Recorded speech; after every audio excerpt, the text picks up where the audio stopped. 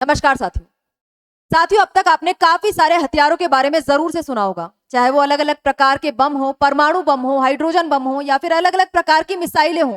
देशों के द्वारा युद्ध के दौरान इनका इस्तेमाल किया जाता है।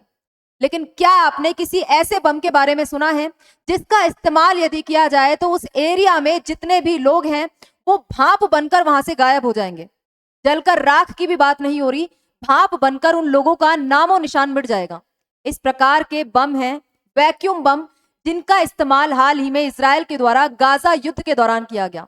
इस प्रकार के आरोप हाल ही में इजराइल के ऊपर लगाए जा रहे हैं कि इजराइल के द्वारा गाजा में जो युद्ध चल रहा है उसमें इलीगल तरीके से वैक्यूम बम्स का इस्तेमाल किया गया और ये वैक्यूम बम्स इजराइल को अमेरिका के द्वारा सप्लाई किए गए थे। तो आज के सेशन में हम इसी प्रकार के वेपन्स की चर्चा करने वाले हैं कि आखिर वैक्यूम बम्स क्या हैं, ये किस प्रकार से वर्क करते हैं, किन किन देशों के पास इतने खतरनाक हथियार मौजूद हैं और आखिर इन बमों को यदि ये इतने खतरनाक हैं तो रोकने के लिए किसी प्रकार का कानून उपलब्ध भी है। सभी चीजों की चर्चा हम आज के सेशन में करने वाले हैं। तो चलिए सेशन की शुरुआत करते हैं। मेरा नाम है चारू गुप्ता और मैं स्वागत करती हूँ आप सभी का चारू एजुकेट्स। तो दोस्तों, आप लोग देख सकते हैं कि इस प्रकार के दावे काफी जगह किए जा रहे हैं कि इजराइल के द्वारा वैक्यूम बम्स का इस्तेमाल गाजा के अंदर किया गया, वहां पे लोगों का नामो निशान तक मिट गया, लोग गायब हो गए, कुछ ही क्षणों के अंदर लोग वहां से भाप बनकर उड़ गए। इतना ज्यादा टेम्परेचर उस एरिया के अंदर हो जाता है कि कुछ ही सेकंड्स लगते हैं और उस एरिया में इतना बड़ा धमाका होता है और लोगों का नामो निशान मिट जाता है। इस प्रकार का इतना खतरनाक ये बम है।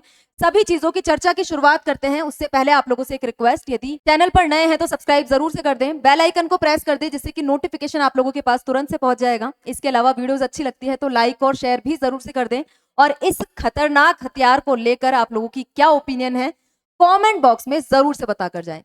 तो आते हैं आज के मुद्दे पर। हाल ही में अल जजीरा की एक रिपोर्ट निकलकर सामने आती है जिसमें उसके द्वारा दावा किया जाता है कि इजराइल के द्वारा गाजा युद्ध के दौरान अमेरिका द्वारा सप्लाई किए गए वैक्यूम बम्स का इस्तेमाल किया गया और वहां पे काफी सारे ऐसे लोग हैं जो कि क्षणों में वहां से गायब हो गए, मिले नहीं, उनका नामो निशान तक नहीं मिला और आज भी उनके परिवारजन अपने सगे संबंधियों को ढूंढ रहे हैं। इस प्रकार की ग्राउंड रिपोर्ट्स पब्लिश आज के समय की जा रही है और आप देखो कि यहाँ पे काफी सारे ऐसे लोग हैं जिनका इंटरव्यू यहाँ पे काफी ज्यादा वायरल हो रहा है सोशल मीडिया पर। 4 of my children just evaporated. मेरे 4 बच्चे थे, चारों भाप बनकर उड़ गए। I looked for them a million times, not a piece was left. Where did they go? लोग सवाल पूछ रहे हैं, एक टुकड़ा भी हमें अपने बच्चों का नहीं मिला, चारों के चारों बच्चे गायब हो गए। और ऐसी एक महिला नहीं है, ऐसी काफी सारी महिलाएं हैं, ऐसे काफी सारे परिवार हैं जिनके ऊपर इस प्रकार की चीजें बीत रही है, जिनके परिवारजन मिल नहीं रहे हैं और कहा जा रहा है कि इजराइल के द्वारा इस्तेमाल किए गए वैक्यूम बम्स की वजह से ऐसा सब हुआ है। अब ये सब चीजें कहां पे हो रही है आप सभी को पता है, इजराइल और पैलेस्टीन के बीच में जो कॉन्फ्लिक्ट चल रहा है उसकी वजह से यहाँ पे गाजा पर आए दिन इजराइल के द्वारा आक्रमण करवाए जाते हैं। गाजा वाला एरिया फिलहाल के लिए और वेस्ट बैंक वाला एरिया, इसमें कुछ पैलेस्टीन्स रहते हैं और ये जो आपको एरिया दिखाई दे रहा है ये है इजराइल का। इजराइल के द्वारा गाजा और वेस्ट बैंक पर काफी ज्यादा हमले करवाए जाते हैं और उसमें वैक्यूम बम्स का इस्तेमाल भी इजराइल के द्वारा किया गया। इस प्रकार की रिपोर्ट्स अब फिलहाल के लिए निकल कर आ रही है। गाजा में भाप बनकर हजारों लोग गायब हो गए हैं। इजराइल ने प्रतिबंधित वैक्यूम वेपन्स का यहाँ पे इस्तेमाल किया है और इसकी वजह से तापमान वहां पर 3500 डिग्री तक पहुंच गया। तो इस प्रकार के हथियार हैं जिनको थर्मोबैरिक बॉम्ब भी कहा जाता है। थर्मोबैरिक बॉम्ब, वैक्यूम बॉम्ब एक ही प्रकार की चीजें हैं जिसकी वजह से उस एरिया के अंदर टेम्परेचर इतना ज्यादा बढ़ जाता है कि लोग इवेपोरेट हो जाते हैं, भाप बनकर उड़ जाते हैं। अब गाजा की सिविल डिफेंस टीम के द्वारा एक रिपोर्ट जारी की गई जिसमें बताया कि 2842 मतलब लगभग 3000 लोग ऐसे हैं, 3000 फिलिस्तीनी लोग ऐसे हैं जिनके बारे में कहा जा रहा है कि दफनाने के लिए उनका कोई हिस्सा तक नहीं बचा, उनकी पूरी की पूरी बॉडी वहां से गायब हो गई। 3500 से ज्यादा लोग अभी भी लापता हैं, वो नहीं मिल रहे हैं और कहा जा रहा है कि उनके साथ भी यही चीज हुई है।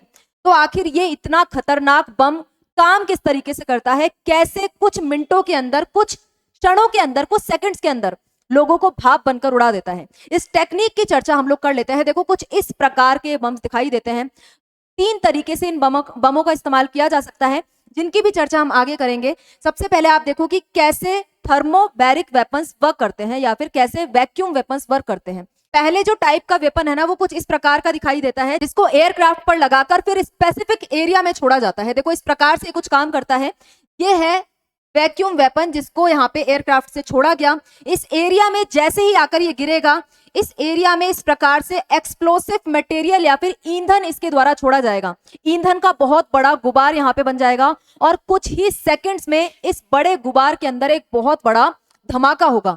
धमाका होते ही ये पूरा बड़ा आग का गोला बन जाएगा और लगभग 300 मीटर के रेडियस में, इधर 300 मीटर और इधर 300 मीटर, मतलब लगभग 600 मीटर का एरिया पूरी प्रकार से तबाह हो जाएगा। पूरी तरीके से यहाँ पे जितने भी लोग हैं वो पूरी तरीके से इवेपोरेट हो जाएंगे, उनका नामो निशान मिट जाएगा। और इस एरिया के अंदर टेम्परेचर आप देखो 3500 डिग्री तक पहुंच जाएगा। 3500 डिग्री आप समझ रहे हो कितना होता है। इंसानी जो शरीर है वो इतना टेम्परेचर झेल ही नहीं सकता और कुछ ही मिनटों में बॉडी राख भी नहीं, भाप बनकर हवा में उड़ जाती है। इस प्रकार के इतने खतरनाक ये वेपन होते हैं। अब जैसे कि मैंने आपको बताया 3 से 4 तरीके के वेपन हैं, जिसमें से पहला जो हमने बात की रॉ एयर ड्रॉप बम, जिनको विमानों में लगाकर फिर स्पेसिफिक एरिया के अंदर छोड़ा जाता है। दूसरा है मिसाइल रॉकेट बेस्ड, जिसमें तय दूरी के लिए, तय लक्ष्य के लिए मिसाइल पर लगाकर बमों को छोड़ा जाता है। तीसरा है बंकर बस्टर। आपको काफी अच्छे से याद होगा कि अमेरिका के द्वारा ईरान के अंदर जमीन में जो न्यूक्लियर फैसिलिटीज हैं उनको तबाह करने के लिए बंकर बस्टर्स का इस्तेमाल किया गया था। तो ये बंकर बस्टर भी हैं जो जमीन के नीचे जाकर वैक्यूम बमों का इस्तेमाल करते हैं, उसको बोला जाता है वैक्यूम बम्स, जो कि बंकरों को तबाह करने के लिए बनाए जाते हैं। और लास्ट है छोटे आकार के, जिनको कंधे पर लगाकर भी दागा जा सकता है यदि जल्दी से जल्दी इसका इस्तेमाल करना है तो। कुछ इस प्रकार के बम दिखाई देते हैं, 2 स्टेज में काम करते हैं। सबसे पहले हवा के अंदर ईंधन जैसा बारीक एयरोसोल जैसा बादल छोड़ते हैं, हवा के अंदर ईंधन छोड़ा जाता है और उसके बाद ईंधन के अंदर आग लगाई जाती है। और जैसे ही आग लगाई जाएगी वैसे ही बम का आग का गोला वहां पे फैल जाता है और पूरी तरीके से वो एरिया तबाह हो जाता है। अब इजराइल पर 3 तरीके के वैक्यूम बम इस्तेमाल करने का आरोप लगाया गया है। पहला MK-84 और 84 हैमर, जिससे 3500 डिग्री तक तापमान पहुंच जाता है। इसका दबाव और गर्मी शरीर को गंभीर नुकसान पहुंचा सकते हैं।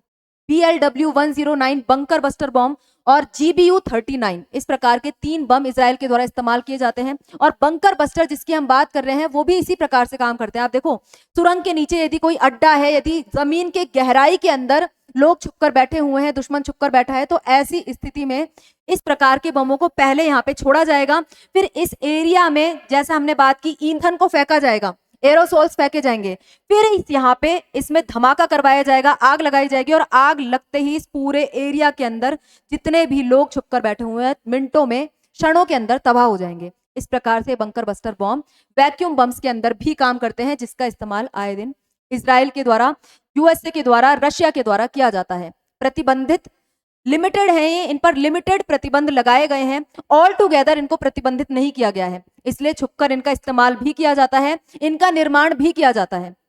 अभी हम ये भी चर्चा करेंगे कि भारत के पास क्या ये बम अवेलेबल है या नहीं, क्या भारत इनको डेवलप कर रहा है या नहीं। लेकिन रशिया के ऊपर, पुतिन के ऊपर ऑलरेडी ये आरोप लग चुके हैं कि यूक्रेन वॉर के दौरान पुतिन ने भी यूक्रेन पर इस प्रकार के बम्स का इस्तेमाल किया है। और रशिया के पास आप देखो कि सबसे खतरनाक कैटेगरी के बम है।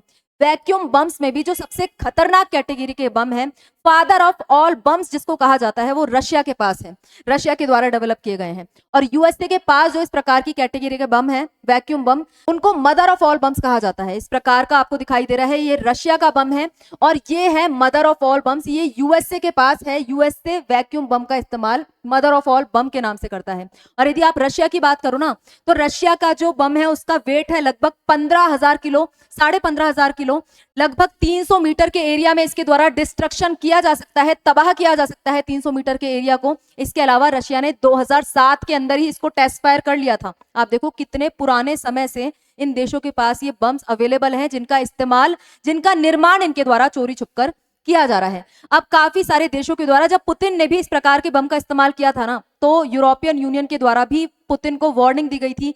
कहा गया था कि इस प्रकार के बम्स का इस्तेमाल, जो कि प्रतिबंधित है, लिमिटेड तौर पर ही है चाहे, लेकिन उनका इस्तेमाल पुतिन को नहीं करना चाहिए। काफी सारे देश आप देखो, स्पेशली यूरोपियन यूनियन के देश, इस चीज को लेकर काफी ज्यादा चिंता में रहते हैं कि यदि इस प्रकार के खतरनाक वेपन्स का लगातार इस्तेमाल किया जाएगा, इनको डेवलप किया जाएगा, तो पूरी दुनिया अशांति की ओर, तबाही की ओर बढ़ सकती है। हाल ही में हमने चर्चा भी की थी कि यूएसए के द्वारा भी वेनेजुएला के अंदर सोनिक वेपन्स का यूज किया और कहा जाता है कि जब इन वेपन्स का इस्तेमाल किया गया तो वेनेजुएला के काफी सारे सैनिक जमीन पर गिर पड़े, कोई चल नहीं पा रहा था, किसी की नाक से खून बहने लगा। तो इतने खतरनाक वेपन्स इन देशों के द्वारा लगातार डेवलप किए जा रहे हैं और आप ये देखो कि चिंता का विषय यह है कि इन वेपन से संबंधित अभी कोई कठोर कानून अवेलेबल नहीं है। वैश्विक स्तर पर जो ट्रेडिशनल कन्वेंशन हैं उसमें इस प्रकार के हथियारों को कवर ही नहीं किया गया है, जबकि लगातार देशों के द्वारा इस प्रकार के हथियार डेवलप किए जा रहे हैं, इनका इस्तेमाल भी किया जा रहा है। आप देखो कि जर्मनी ने सबसे पहले इसका इस्तेमाल किया था, जर्मन आर्मी ने सबसे पहले इसका इस्तेमाल किया। उसके बाद ये वाइल्डली नोन हुए, सबके द्वारा जाने जाने लगे। कब? 1960 में जब यूएसए ने इसका इस्तेमाल किया वियतनाम के अंदर, तब ये सबको पता चला कि हाँ इस प्रकार के कुछ वेपन्स भी होते हैं। यूएसए ने फिर अगेन इनका इस्तेमाल किया अफगानिस्तान के अंदर 2001 में अल कायदा के अगेंस्ट, अल कायदा की फोर्सेस को दबाने के लिए उनके अगेंस्ट इसका इस्तेमाल किया गया। फिर 2017 में यूएसए ने वापस इस प्रकार के हथियार इस्तेमाल किए इस्लामिक स्टेट की फोर्सेस के अगेंस्ट, आईएसआईएस के अगेंस्ट इनका इस्तेमाल किया।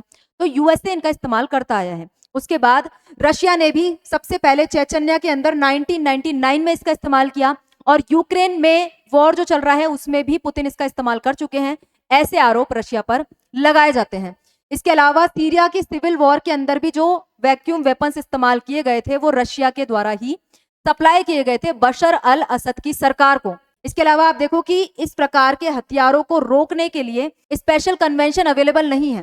There is no international law specifically banning their use, मतलब कि कोई इंटरनेशनल कन्वेंशन स्पेसिफिकली इनके लिए डेडिकेट नहीं की गई है।